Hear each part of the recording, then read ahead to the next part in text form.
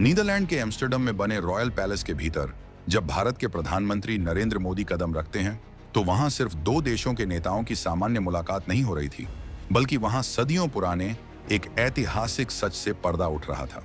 Europe के इस बेहद खूबसूरत देश में पिछले 300 सालों से भारत का एक ऐसा बेशकीमती खजाना छिपा कर रखा गया था, जिसे अब पूरे सम्मान के साथ भारत की पावन मिट्टी में वापस भेजने की तैयारी पूरी हो चुकी थी। पूरी दुनिया के बड़े बड़े कूटनीतिज्ञ हैरान रह गए जब नीदरलैंड की सरकार ने खुद आगे बढ़कर भारत की उस विरासत को सौंपने का फैसला किया, जिसे पाने के लिए भारत लंबे समय से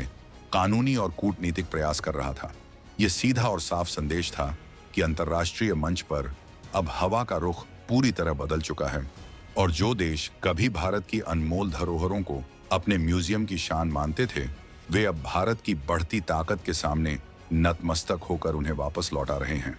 दरअसल प्रधानमंत्री नरेंद्र मोदी अपनी 5 देशों की बेहद महत्वपूर्ण विदेश यात्रा के दूसरे पड़ाव पर नीदरलैंड पहुंचे थे। वहां उनका स्वागत बेहद आलीशान तरीके से हुआ, लेकिन इस पूरे दौरे की सबसे बड़ी खबर तब बनी जब नीदरलैंड के राजा विलेम अलेक्जेंडर और रानी मैक्सिमा के साथ बैठक के बाद एक अभूतपूर्व घोषणा की गई। नीदरलैंड के प्रधानमंत्री रॉब जेटन की मौजूदगी में एक ऐसी अनमोल चीज भारत को सौंपी गई जो केवल एक ऐतिहासिक कलाकृति नहीं है, बल्कि भारत के उस स्वर्णिम काल का जिंदा सबूत है जब भारत की नौसेना और समुद्री व्यापार पूरी दुनिया पर राज करते थे। ये घोषणा होते ही सोशल मीडिया से लेकर अंतर्राष्ट्रीय मीडिया में खलबली मच गई, क्योंकि इस खजाने की वापसी के पीछे जो कहानी छिपी है वो किसी सस्पेंस थ्रिलर फिल्म से कम नहीं है। अब हर कोई जानना चाहता था कि आखिर उस बंद दरवाजे के पीछे ऐसा क्या था जिसने नीदरलैंड जैसी यूरोपीय महाशक्ति को भारत के सामने इस कदर झुकने पर मजबूर कर दिया। ये अनमोल धरोहर कोई साधारण सोना चांदी या हीरा जवाहरात नहीं है, बल्कि यह 11वीं सदी के महान चोल साम्राज्य की वो ऐतिहासिक ताम्र पट्टिकाएं हैं जिनके भीतर भारत की प्राचीन समुद्री ताकत, प्रशासनिक व्यवस्था और अद्भुत सांस्कृतिक वैभव का पूरा लेखा जोखा दर्ज है। इन ताम्र पत्रों का भारत वापस आना इस बात का सबसे बड़ा प्रमाण है कि आज दुनिया भारत को सिर्फ एक बड़ा बाजार नहीं मानती, बल्कि उसे एक प्राचीन सभ्यता की महाशक्ति के रूप में स्वीकार कर चुकी है। इन कॉपर प्लेट्स की बनावट और इनके भीतर छिपे रहस्यों को जब आप गहराई से समझेंगे तो आपके रोंगटे खड़े हो जाएंगे कि आज से 1000 साल पहले हमारे पूर्वज कितने आगे थे। लेकिन इस खजाने के भारत आने की टाइमिंग और इसके पीछे की कूटनीति के पीछे एक ऐसा गहरा राज है जिसे जानने के बाद हर देशवासी का सीना गर्व से चौड़ा हो जाएगा। और यही वो सच है जिसे समझने के लिए हमें इतिहास की उन परतों को खंगालना होगा जो सदियों से दफन थीं। चोल राजवंश की इन कॉपर प्लेट्स की तकनीकी और ऐतिहासिक बारीकियों को देखें तो यह कुल 24 ताम्र पट्टिकाओं का एक पूरा सेट है। इसमें 21 बड़ी प्लेट्स और 3 छोटी प्लेट्स शामिल हैं, जिनका कुल वजन लगभग 30 किलोग्राम के आसपास बैठता है। सबसे हैरान करने वाली बात यह है कि इन सभी भारी भरकम तांबे की प्लेट्स को एक बेहद मजबूत कांस्य की रिंग यानी ब्रॉन्ज रिंग से आपस में जोड़ा गया है। इस रिंग के ऊपर महान चोल सम्राट राजेंद्र चोल प्रथम की शाही मुहर यानी रॉयल सील लगी हुई है, जो इस बात की गारंटी है कि यह कोई आम सरकारी दस्तावेज नहीं, बल्कि सीधे सम्राट के आदेश से जारी किया गया महाघोषणा पत्र है।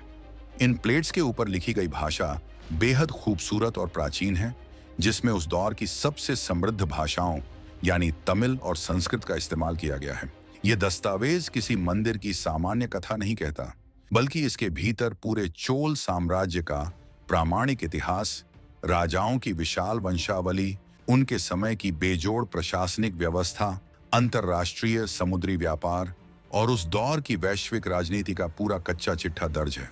यानी यह 30 किलो का तांबा असल में भारत के उस दौर का जीवित संविधान और साम्राज्य का सबसे बड़ा गवाह है। इतिहास के पन्नों को पलटें तो पता चलता है कि ये दस्तावेज उस समय तैयार किए गए थे जब राजा राजेंद्र चोल प्रथम ने अपने पिता राजा राजराजा चोल प्रथम के एक मौखिक वादे को कानूनी और आधिकारिक रूप दिया था। इन प्लेट्स में तमिलनाडु के नागपट्टिनम इलाके में बने एक प्रसिद्ध बौद्ध विहार को दिए गए विशाल दान का भी पूरा जिक्र मिलता है।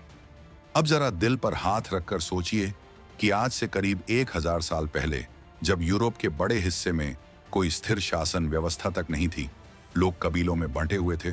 तब भारत का चोल साम्राज्य इतना संगठित था कि वहां राजाओं के मौखिक वादों को तांबे की प्लेटों पर लिखकर सरकारी रिकॉर्ड बनाया जाता था। चोल साम्राज्य की समुद्री शक्ति इतनी खतरनाक और विशाल थी कि वे पूरे हिंद महासागर से लेकर दक्षिण पूर्व एशिया तक के देशों के साथ सीधे व्यापार करते थे और उनकी नौसेना का लोहा पूरी दुनिया मानती थी। प्रधानमंत्री नरेंद्र मोदी ने भी इसी बात पर जोर देते हुए कहा कि हर एक भारतीय को चोलों की इस महान संस्कृति और उनकी अदम्य समुद्री ताकत पर हमेशा गर्व होना चाहिए, क्योंकि यही हमारी असली ताकत है।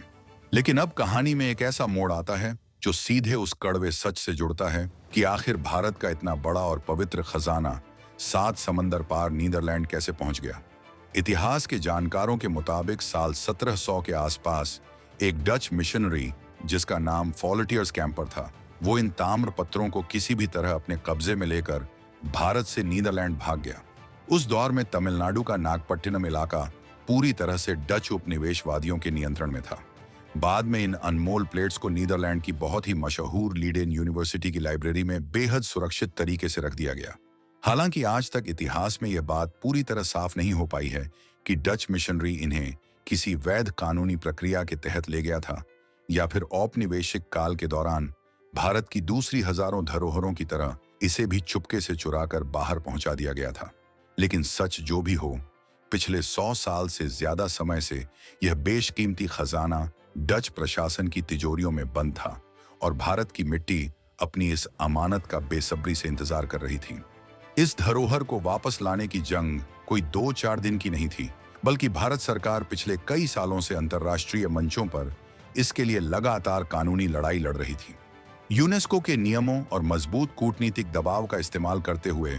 भारत ने नीदरलैंड की सरकार के सामने अकाट्य सबूत पेश किए कि ये ताम्रपत्र भारत की संप्रभुता और इतिहास का अटूट हिस्सा है। आखिरकार भारत की मजबूत होती वैश्विक स्थिति और प्रधानमंत्री मोदी के व्यक्तिगत प्रयासों के बाद नीदरलैंड की सरकार ने इन्हें भारत को वापस सौंपने पर अपनी अंतिम मुहर लगा दी। जैसे ही पीएम मोदी नीदरलैंड की धरती पर उतरे, डच सरकार ने इस ऐतिहासिक कलाकृति को उनके हाथों में सौंप दिया। प्रधानमंत्री ने इसके लिए नीदरलैंड की सरकार और विशेष रूप से लीडेन यूनिवर्सिटी का दिल से आभार व्यक्त किया, जिसने इतने सालों तक इसे संभाल कर रखा। ये पल चीख चीख कर कह रहा था कि समय के साथ दुनिया की कई बड़ी बड़ी सभ्यताएं और साम्राज्य मिट्टी में मिल गए, लेकिन भारत की सनातन संस्कृति आज भी उतनी ही जिंदा और मजबूत है, क्योंकि इसकी जड़ें बहुत गहरी हैं। ये जो ऐतिहासिक जीत भारत को मिली है, ये कोई इकलौती घटना नहीं है, बल्कि पिछले कुछ सालों में भारत ने दुनिया के कोने कोने से अपनी खोई हुई अस्मिता को वापस लाने का एक बहुत बड़ा अभियान छेड़ रखा है। अगर आप आंकड़ों पर नजर डालेंगे तो हैरान रह जाएंगे कि अकेले अमेरिका ने पिछले 12 सालों के भीतर 1400 से ज्यादा भारतीय आर्टिफैक्ट्स और प्राचीन मूर्तियां भारत को वापस लौटाई हैं। कुछ समय पहले कनाडा की सरकार ने भी औपनिवेशिक काल में चोरी हुई मां अन्नपूर्णा की बेहद प्राचीन और पवित्र प्रतिमा को पूरे सम्मान के साथ भारत को वापस सौंपा था। इतना ही नहीं, ऑस्ट्रेलिया ने भी भगवान शिव और शक्ति की कई प्राचीन और बहुमूल्य मूर्तियों को भारत सरकार के हवाले किया, जिन्हें तस्करों ने भारत से चुराकर वहां के म्यूजियम्स को बेच दिया था। इसके अलावा अमेरिका से नंदीकेश्वर की ऐतिहासिक कांस्य प्रतिमा को भी वापस लाया गया है। ये सारी घटनाएं साबित करती हैं कि जो चीजें कभी भारत की कमजोरी या लाचारी के कारण देश से बाहर चली गई थीं, अब दुनिया के बड़े बड़े देश खुद उन्हें सहेज कर भारत की गोद में वापस डाल रहे हैं। इसके पीछे सिर्फ सामान्य कूटनीति काम नहीं कर रही है, बल्कि यह बदलती हुई वैश्विक राजनीति और भारत की उभरती हुई महाशक्ति का एक बहुत बड़ा रणनीतिक संदेश है। आज पश्चिमी देश और पूरी दुनिया यह अच्छी तरह समझ चुकी है कि भारत सिर्फ 140 करोड़ लोगों का एक बड़ा कंज्यूमर मार्केट नहीं है जहां आकर सामान बेचा जा सके, बल्कि भारत हजारों साल पुरानी एक ऐसी जीवंत सभ्यता है जिसने विज्ञान, गणित, खगोल शास्त्र, समुद्री व्यापार और संस्कृति में पूरी दुनिया का नेतृत्व किया है। यही वजह है कि पीएम मोदी के इस नीदरलैंड दौरे पर सिर्फ सांस्कृतिक धरोहरों की वापसी नहीं हुई, बल्कि दोनों देशों के बीच भविष्य को लेकर कई बड़ी और रणनीतिक साझेदारियों पर बहुत गंभीर फैसले लिए गए। भारत और नीदरलैंड अब मिलकर एक ऐसी मजबूत, पारदर्शी और भविष्य के लिए तैयार ग्लोबल सप्लाई चेन बनाने की दिशा में काम कर रहे हैं, जिसे कोई भी दूसरा विरोधी देश आसानी से प्रभावित न कर सके।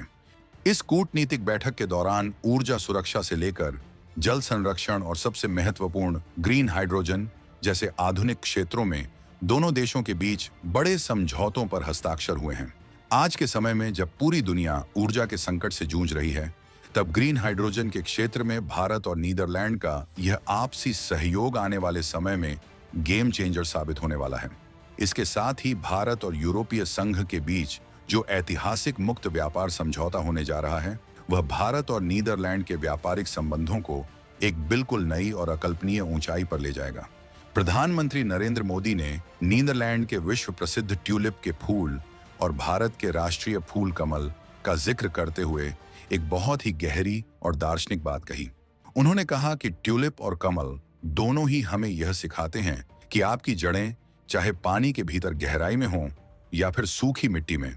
अगर आपके इरादे मजबूत हैं तो आप दोनों ही परिस्थितियों में अद्भुत सुंदरता और असीम शक्ति हासिल कर सकते हैं।